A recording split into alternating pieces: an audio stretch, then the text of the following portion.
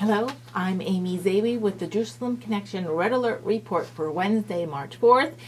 Is the UN an oxymoron or just a moron? I'm not one for name calling, I was just trying to get your attention. But keep in mind that I refer to this organization collectively because I do not know the individuals that make it up personally. But I'm not sure we can chalk up the latest news to sheer ignorance, as it seems to be overly malicious. The UN just last month released a so-called blacklist of Israeli companies that operate in the so-called disputed territories, that is, the West Bank. Palestinian Media Watch released an informative article in response to it that I would like to discuss with you. It echoes much of what I've shared with you in the years about the Arabs in these so-called Israeli colonial settlement areas, but who are enjoying their jobs and the prosperity that Israeli innovations and employers bring. So by boycotting or blacklisting these companies, the UN and the BDS organizations that have pushed the UN to do this are hurting the very people they claim to want to help. But we all know that they don't want to help Arabs in the region. They instead want to hurt Jews and Israelis more than anything, regardless of the expense to the Arab population. CNN last month reported on this story as companies in quote-unquote Palestinian territories, as if Palestine was ever a nation to be occupied in the first place. More than 105 companies were listed on this UN report and was published in a database after 3 years of compiling it. The resolution to mandate the creation of this list was created by the UN Human Rights Council back in 2016. And it was a campaign to make efforts sure that, quote, big businesses respect international law. Again, this is the UN Human Rights Council. For the Palestinian leadership, still struggling to shore up international support in the wake of President Trump's newest peace plan, it envisions plan envisions Israel annexing 30% of the land previously earmarked by negotiators as a future Palestinian state. So this Palestinian groups are saying that this is a big good news to have this database published. They claim it is a first concrete step towards holding Israel accountable for its illegal colonial settlement enterprises over the last half century. This is the PLO Secretary General Erekat. He also went on to note that the boycott, divest, and sanction movement, which Israel, of course, is highly critical of, has made it clear that the database would help its cause, calling for it would be a strategic boycott against all the companies named. Now, the UN, in releasing this database, has not explicitly asked for anybody to boycott the names of the companies on that database.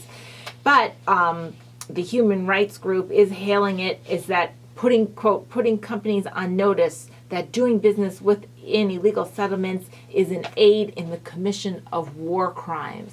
I think that's a little bit of a hyperbole. Israel's response, of course, was unequivocal. President Rivlin said that the initiative was shameful and reminiscent of a, quote, dark period in our history. Of course it is.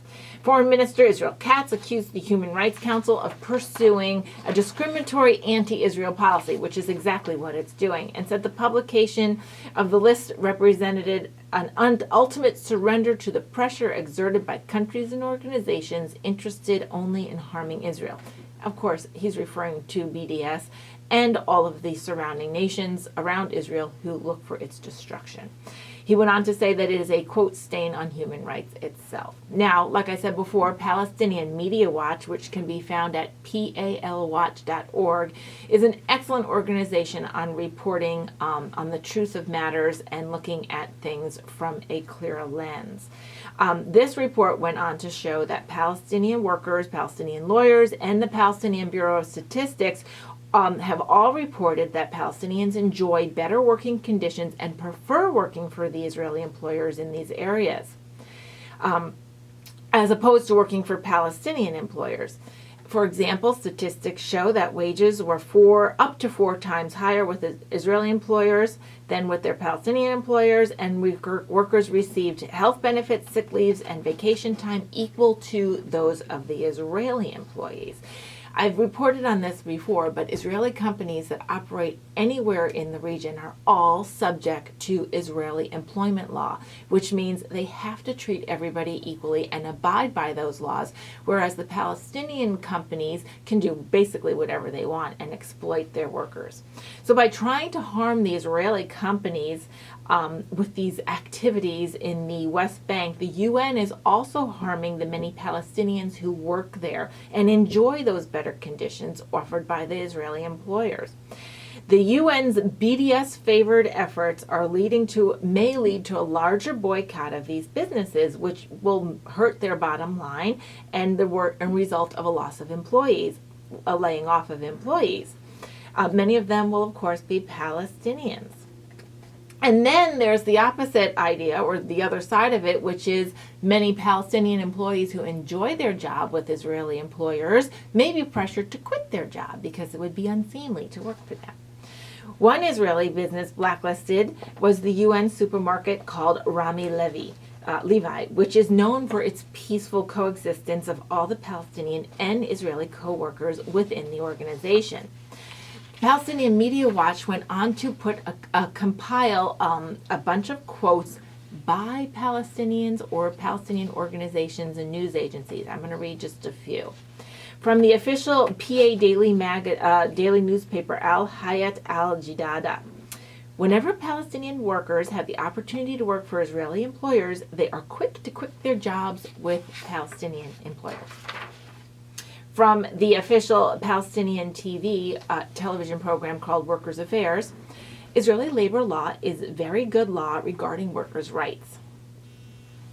The average, and then another quote from the Palestinian Central Bureau of Statistics, the average daily wage for Palestinian employees in the West Bank is 98.8 shekels, and in the Gaza Strip is 56.7 shekels. But in Israel and all of the settlements wherein their employees are employed, the average daily wage is 233.3 shekels. That's an average of 3 times higher from the highest paid Palestinian area and over 4 times from the lowest. It is inconceivable that Palestinian worker receives his full rights from Israeli employers, but not from Palestinian ones. This is the CEO of the PA Labor Union, an official PA Daily that was reported in the PA Daily newspaper. Basically, while the CEO of the labor union is saying, how come the Israeli companies treat their Palestinian workers so good, but our Palestinian ones do not? And the last quote I want to share is very important. There are more than 120,000 women in Palestine, remember this is a Palestinian organization reporting, whose salaries monthly are less than 500 shekels. Now remember, I just noted that with Israeli companies, the average daily wage is 233.3 shekels. But among the Palestinian women who are working for Palestinian companies in the Palestinian areas, their salaries are less than 500 per month. I want to thank Itmar Marcus and Nan-Jacques Zilberdick of Palestinian Media Watch for compiling these quotes and releasing this report in response to the UN Blacklist database. And you can find that full report on palwatch.org, Palestinian Media Watch. And I want to call out that last quote about women and their wages. Where is Tlaib, our congresswoman, who weeps over not being able to visit her family in the so-called disputed territories because of her outspokenness against Israel?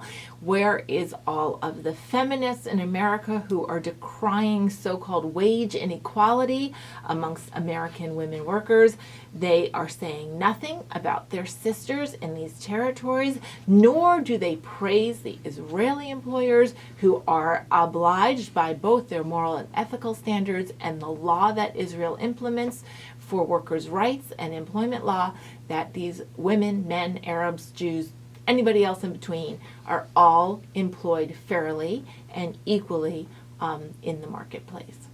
All something to think about. Keep truth flowing out of all your networks and avenues that you can. Shavua Tov, Have a great week.